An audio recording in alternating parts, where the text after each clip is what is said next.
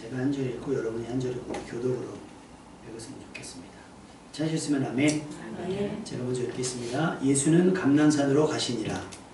아침에 다시 성전으로 들어오시니 백성이 다 나오는 줄 앉아서 그들을 가르치시더니 서기관들과 바리새인들이 음행 중에 잡힌 여자를 끌고 와서 가운데 세우고 예수께 말하되 선생님이여 이 여자가 가늠하다가 현장에서 잡혔나이다. 모세는 율법에 이러한 여자를 돌로 치라 명하였거니와 선생은 어떻게 말하겠나이까. 그들이 이렇게 말하면 고발할 조건을 얻고자 하여 예수를 시험하니라.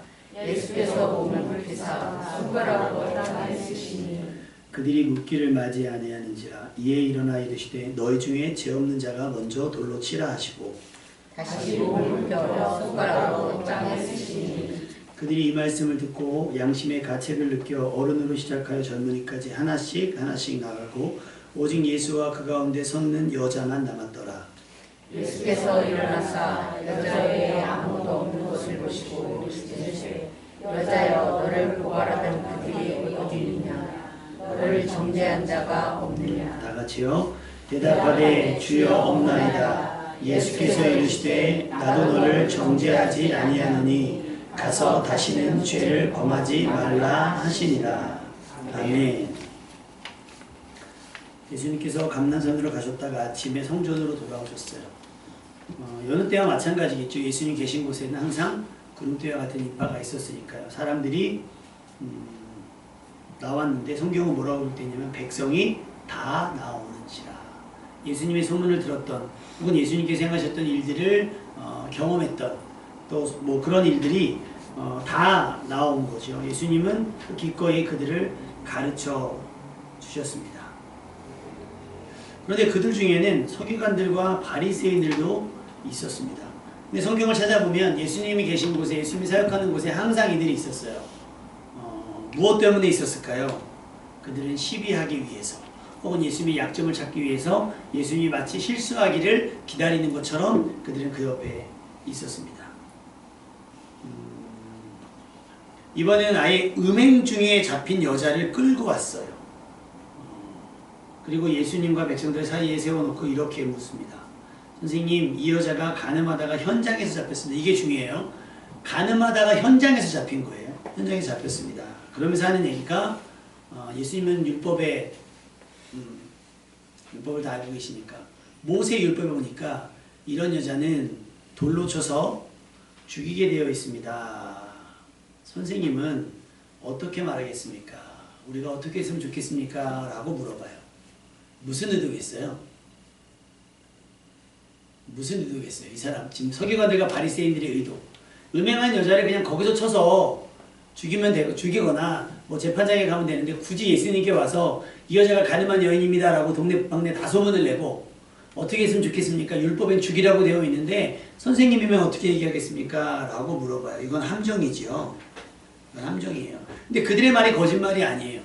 레위기 20장 10절에 보면 누구든지 남의 아내와 간음하는 자 곧 그의 이웃의 아내와 간음하는 자는 그 간부와 음부를 반드시 죽일지니라. 다시 말하면 남자든 여자든 사형을 시킬지니라고 기록되어 있어요. 맞아요. 그들의 말이 맞는 거예요.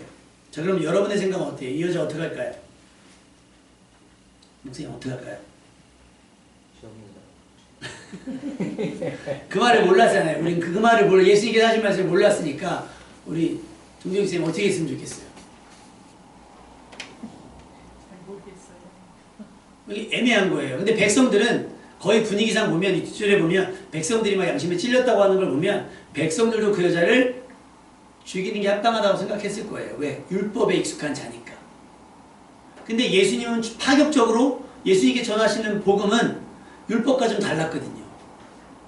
그러니 서기관들과 바리새인들은 그 인기 있는 예수님, 백성들이 저 예수님을 따르는 것이 보기 싫은 거예요. 그러니 약점을 잡아야겠다. 그러면 율법에 하자가 있음을, 저 사람은 율법을 따르지 않는다는 것을 한번 지켜보자. 설마 죽이라고 하면 아니 그렇게 사랑을 얘기했던 사람이 죽이라고 합니까? 라고 얘기했을 거예요.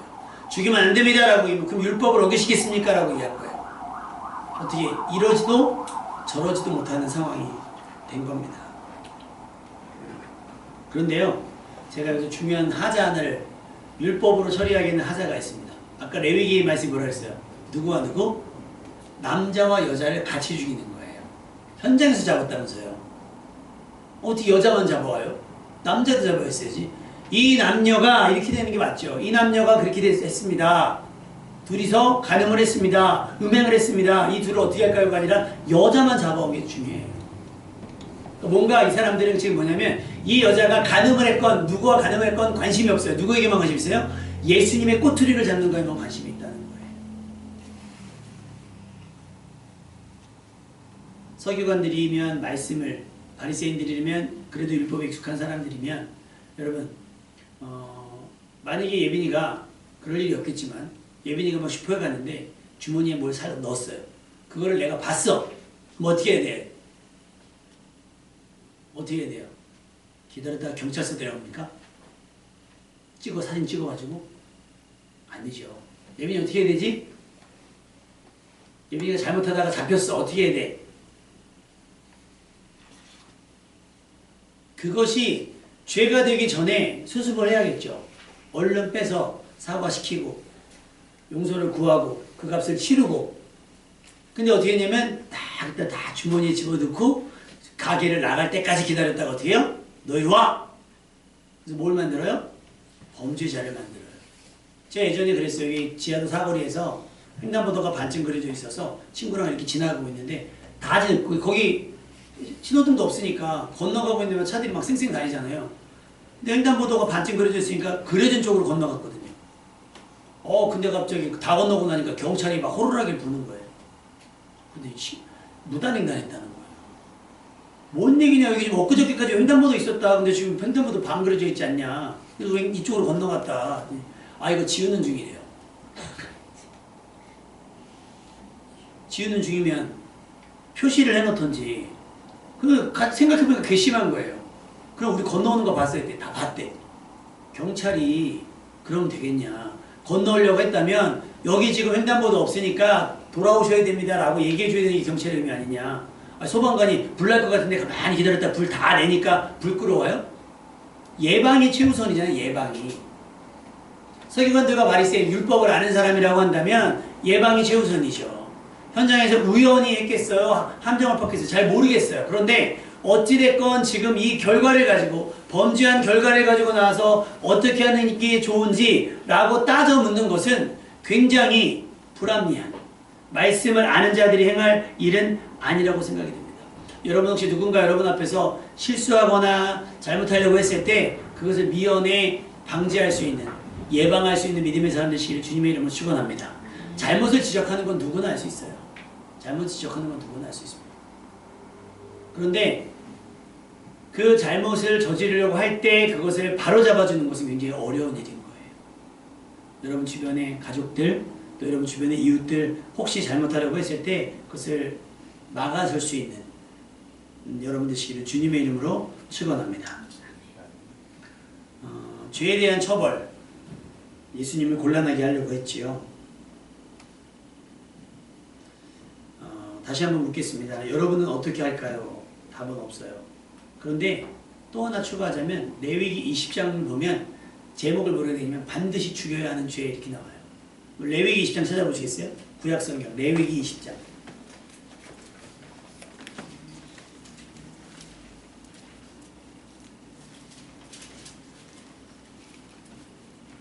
구약성경 176. 그 장 위에 작은 소제목 있죠.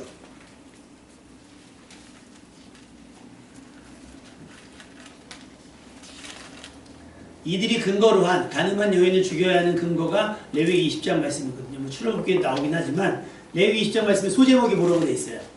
반드시 죽여야 하는 죄. 이건 용납하거나 봐주면 안 되고 반드시 죽여야 하는 죄라고 그래요. 그런데 이 죄 중에 보면 가늠한 20장 10절에 가늠한 여인만 나오느냐? 아니요. 몰렉에게 자녀를 제물로 바치는 자도 죽이라고 그랬고요. 부모를 저주하는 자도 죽이라고 그랬어요. 또 뭐가 있어요? 접신한 자와 박수무당을 음란하게 따르는 자에게 그들을 백성 중에 끊어야 한다라고 이야기를 하고 있습니다. 뭐 가늠한 저기가 아니라 아버지의 아내와 그러니까 성적으로 문란한 동성애도 나와요. 남자가 짐승과 교합하면 반드시 죽이고 그 짐승도 죽이고 여자가 짐승과 가까이 하면 여자와 짐승을 죽여라. 그러니까 성적으로 타락한 것은 마치 소돔과 고모라처럼 그렇게 되면 어떻게 되는 거예요? 반드시 죽여야 되는 거예요. 그러니까 이 가늠한 여인만 죽이는 게 아니에요.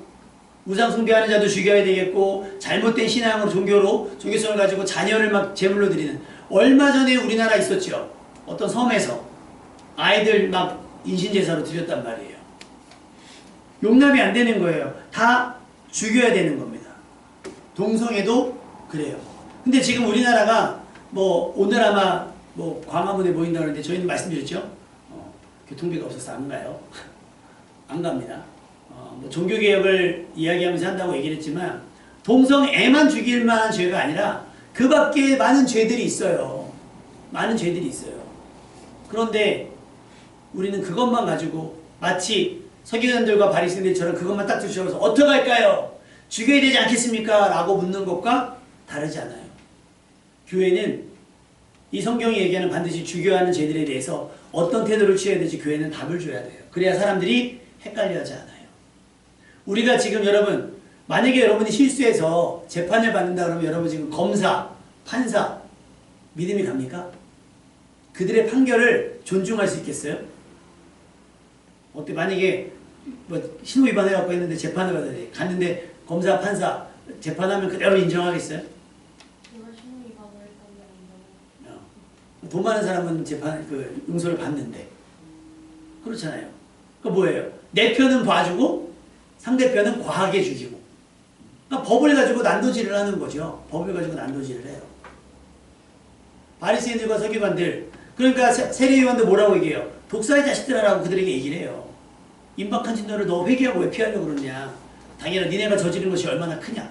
라고 말하는 것처럼 지금 이들이 누군가를 정죄하고 비난하고 비판하면서 어떻게 할 거지를 막 이야기하는 것 자체가 모순인 거죠. 그런데 그들은 뻔뻔하게 어떻게 했으면 좋겠습니까?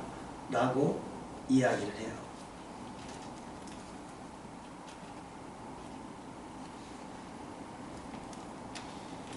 아무튼 예수님 입장에서는 곤란한 질문이죠. 어떻게 해야 됩니까? 죽일까요? 살릴까요? 라는 질문인 거예요. 중간은 없어요. 근데 예수님께서 갑자기 그 말을 들으시자 땅에다가 뭐를 자꾸 써요. 이렇게. 그러니까 이제 추측으로는 그 하나님께서 주시는 감동대로 지금 막 그것을 이야기하는 사람들이 죄를 기록했다라고 얘기하시는 분들도 있고 그런데 어쨌든 땅에 앉아서 막 뭘 써요. 그걸 지켜볼 거 아니에요. 그러면 우리는 몰라요. 뭘 썼는지. 근데 그것을 지켜보는 사람, 만약에 이게 예수님이 쓰신 것이 글자라고 한다면 예수님을 둘러싼 사람들은 볼 수 있을 거 아니에요. 그 글씨를. 막 써요. 그리고 나서 갑자기 일어나서 하시는 말씀이 뭐예요? 아까 우리 목사님께서 하신 말씀. 너희 중에 죄 없는 자가 돌로 치라. 먼저 치라는 거예요. 먼저 치라. 그리고 나서 예수님께서 또 앉아가지고 뭘 막 써요. 그러니까 이게 우리가 볼 때는 뭔지는 정확하게 나와 있지 않지만 성경에 보면 예수께서 몸을 굽히사 손가락으로 땅에 쓰시니 그들이 묻기를 맞이 아니하는지라 이에 일어나 이르시되 너희 중에 죄 없는 자가 먼저 돌로 치라 하시고 다시 몸을 굽혀 손가락으로 땅에 쓰시니. 뭘 쓰는지 몰라요. 그런데 갑자기 상황의 변화가 일어나기 시작을 했습니다.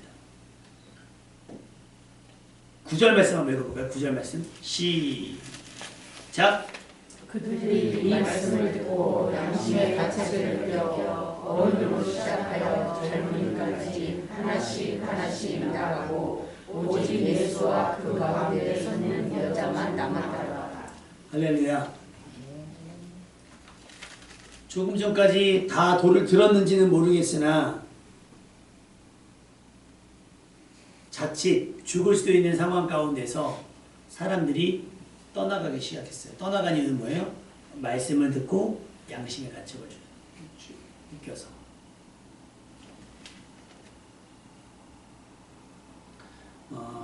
현대인의 성경을 보면 다시 몸을 굽혀 땅바닥에 무언가 계속 쓰셨다라고 나와요.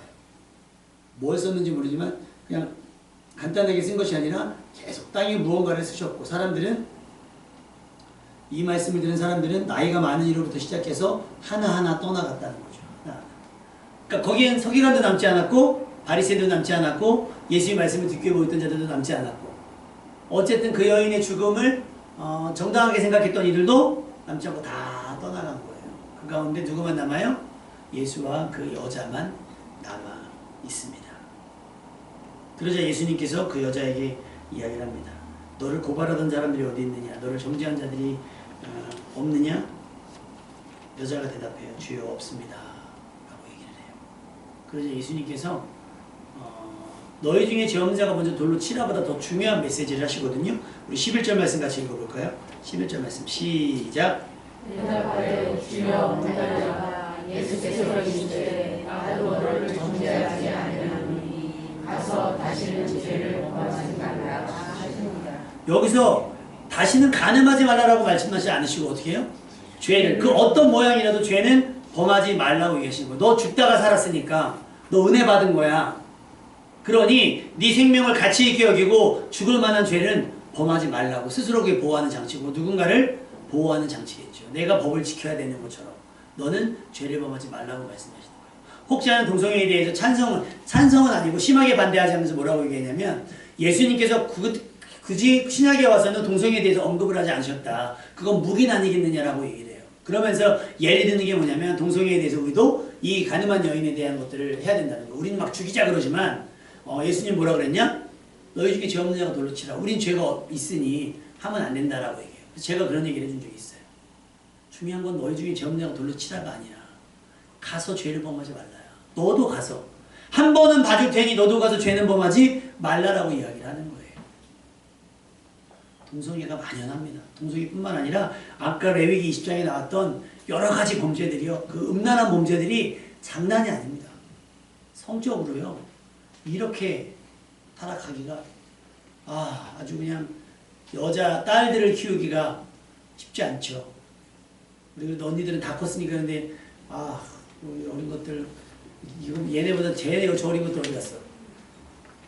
우리 방황하는 주일학교와 중고등 그 아이들 세상 어떻게 되겠어요? 지금보다 더 음란해질 거예요. 캐나다는 엉망진창이 됐답니다. 미국도 쉽지 않아요. 미국의 무슨 스트리트에 가면 그냥 마약에 찌든 사람들이 막 허더하고요. 그러니까 그냥 우리가 예전에 뭐 성경을 가지고 갔고 교회를 먼저 지어서 미국이 복을 받았다라고 얘기를 하는데 이제는 그런 인용 자체가 부끄러운 나라가 됐어요. 정치적으로 미국이 완전합니까? 아니에요. 지금 그런 시대 속에서 살아가게 되었습니다. 그래서 우리는 따라해 볼까요? 율법이 아닌 복음으로. 서기관들과 바리새인들이 내민 것은 뭐냐면 율법이에요. 율법은 공의입니다. 율법으로 하는 것은 뭐냐면 죄를 깨닫게 하는 것, 죄를 들추어내는 것, 그래서 그 죄를 심판해서 죄의 값을 받게 하는 것. 다시 말하면 율법의 역할은 정죄, 그리고 그 정죄에 따른 심판이 목적이에요. 왜? 보이지 않는 하나님께서 이 나라를 통치하기 위해서 어떻게 해요? 강력한 법의 제재가 필요했던 거예요.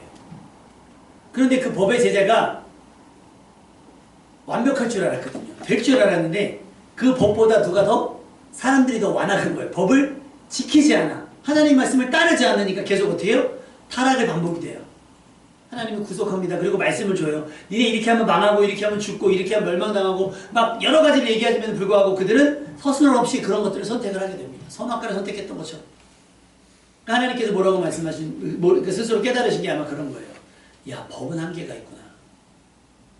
그래서 작정하신 게 뭐냐면 말씀이 육신이 되어 우리 가운데 오신 예수 그리스도. 율법의 완성으로 우리 가운데 오신 겁니다. 할렐루야. 율법으로는 우리가 구원을 얻을 방법이 당체 없는 거예요.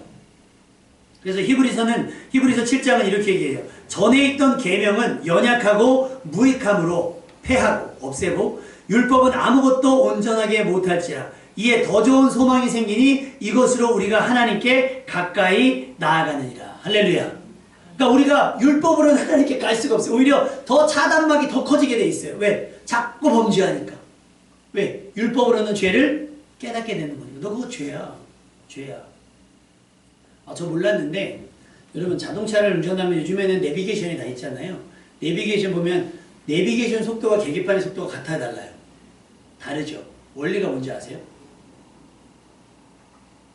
계기판은 바퀴 속도를 계산을 한대요. 바퀴 속도를 계산해서 근데 내비게이션은 GPS로 연결해서 이렇게 서로 달라요. 어찌됐건 경고음이 울리잖아요. 경고음이 울려요. 근데 사람이 얼마나 영악하냐면 카메라가 있죠. 막 30km 아동 보호구역이에요. 어린이 보호구역이면 막 50, 60으로 막 오다가 내비게이션이 띵동 띵동 하면 어떻게 브레이크 쫙 밟고 30으로 쫙 지나가면서 머리 위로 카메라가 지나가면 어떻게 해요? 40, 50, 60으로 막 지나가잖아요. 그러니까 법이 강화가 됐어요. 어떻게 해요? 양면으로. 그러니까 우리가 깨달아야 되는 거예요. 여러분, 법으로는 안 돼요. 사람은 법으로 제지하잖아요. 또 탈출구를 만듭니다. 또 애매하게 법을 이용하려고 합니다. 안 돼요. 그러니 계명은 이들을 구원하기 무익해요. 어떻게? 의인은 없나니 아무것도 없고 모든 사람이 죄를 범하여 있으면 하나님의 영광에 이르지 못해. 뭐가 있을수록? 율법이 강화될수록 더 하나님의 영광에 이르지 못하는 상황이 돼버린 겁니다.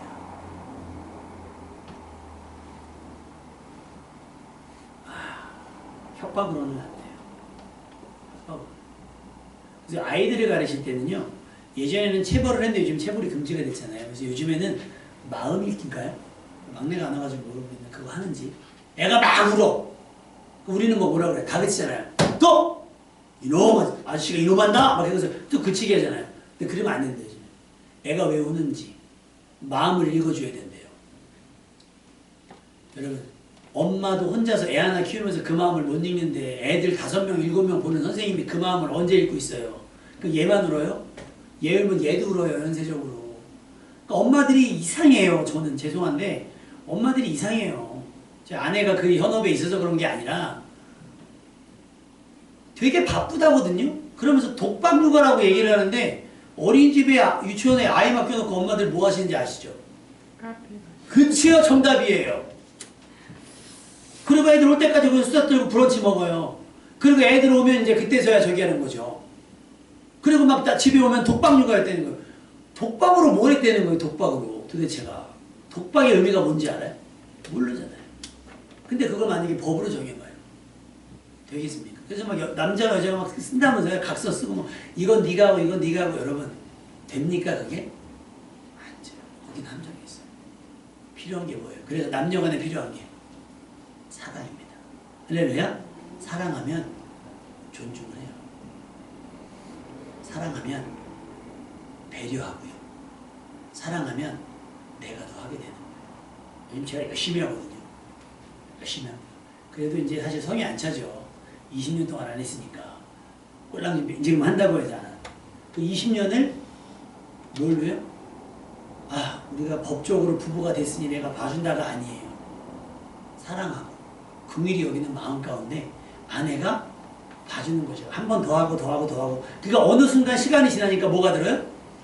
철이 들더라. 기다려주니까 철이 들더라. 그래서 하나님께서 내리신 결론이 뭐냐면 율법으로 계속해서 지적하고 책망하고 심판했더니 안 돼. 그래서 어떻게 해요? 참자 그냥 참자 하다 보니까 믿음의 사람들이 가끔 나와요. 그러면서 말씀의 사람을 보내고 하나님의 사람을 보내면서 가르치시는 거예요. 그래서 성경은 우리에게 뭐라고 교냐면 따라합시다. 사랑은 죽음같이 강합니다. 사람을 변화시키는 건 법이 아니에요. 사람을 구원하는 건 법이 아니에요. 뭐예요? 사랑이에요. 그래서 성경은 뭐라고 이야기를 했냐면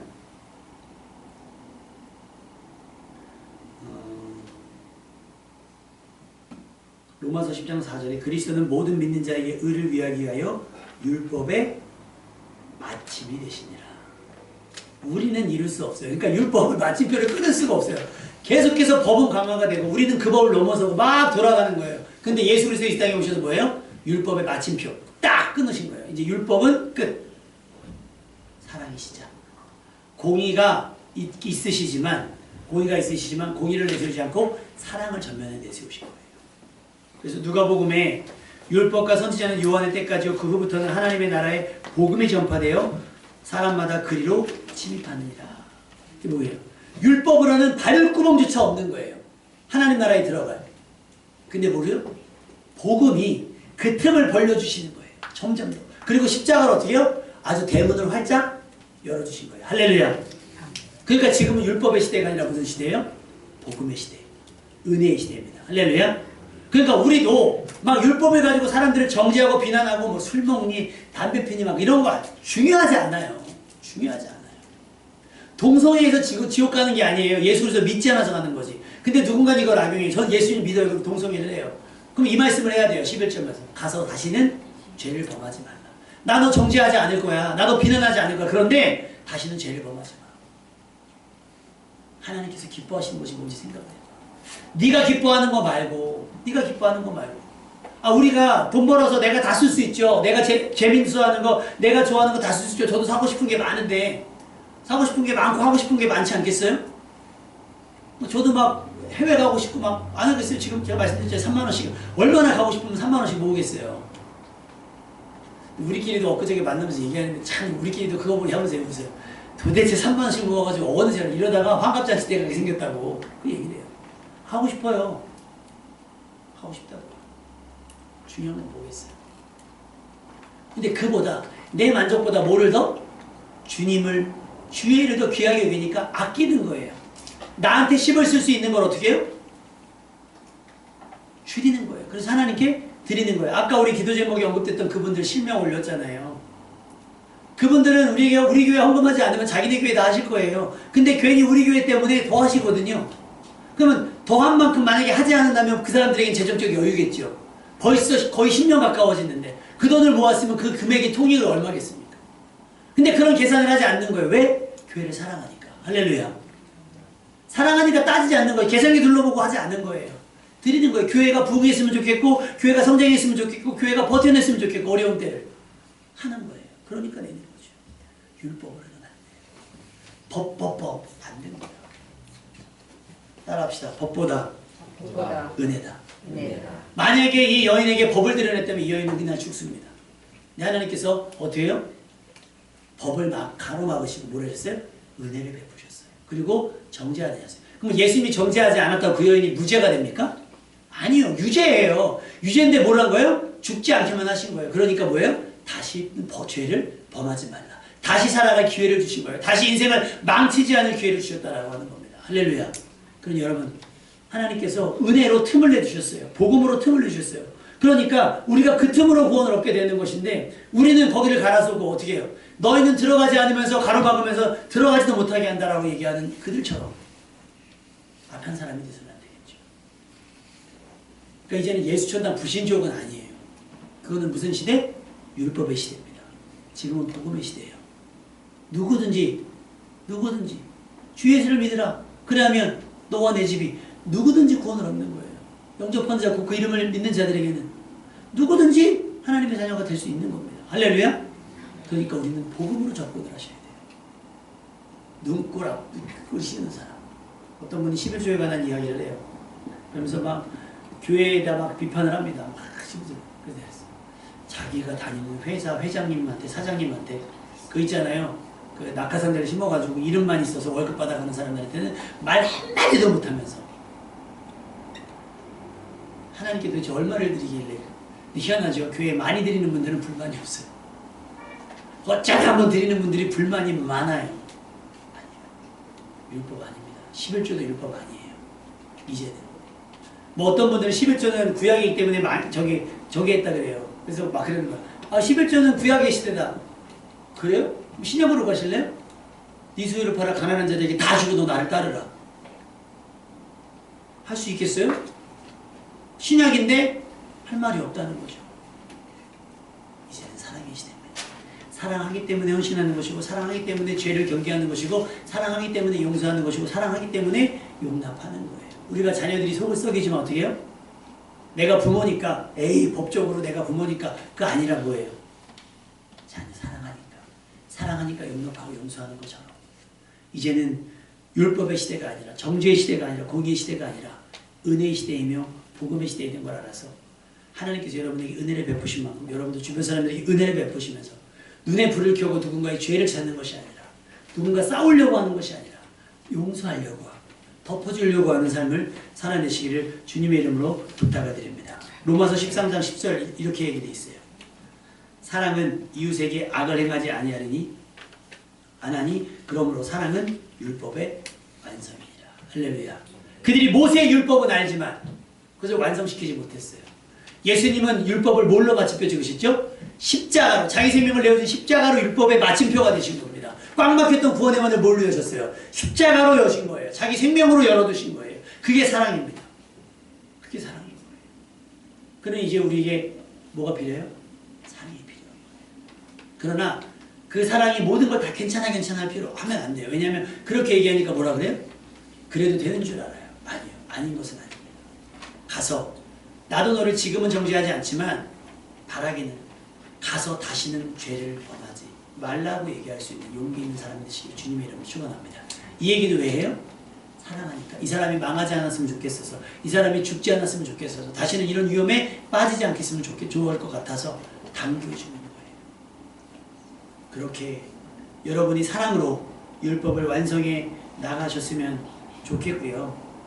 율법을 무시하는 게 아니에요. 다만 우리는 거룩한, 또 경건한 거룩한 삶으로 그런 법이 없어도 살 수 있는 그런 사람이 됐으면 좋겠고요. 율법이 아닌 복음이 우리 삶의 중심이 되어야 합니다. 예수님께서 율법을 완성하며 마침표를 찍으시며 우리에게 내어주신 생명의 복음이 여러분이 이 땅을 살아가는 삶의 중요한 원칙이 됐으면 좋겠고요. 여러분이 가졌던 그 중요한 원칙, 그 그리스도의 사랑으로 주변 사람들에게 다시 한번 살 기회를 주고 구원의 기회를 만들어가는 여러분 되시기를 주님의 이름으로 축원합니다.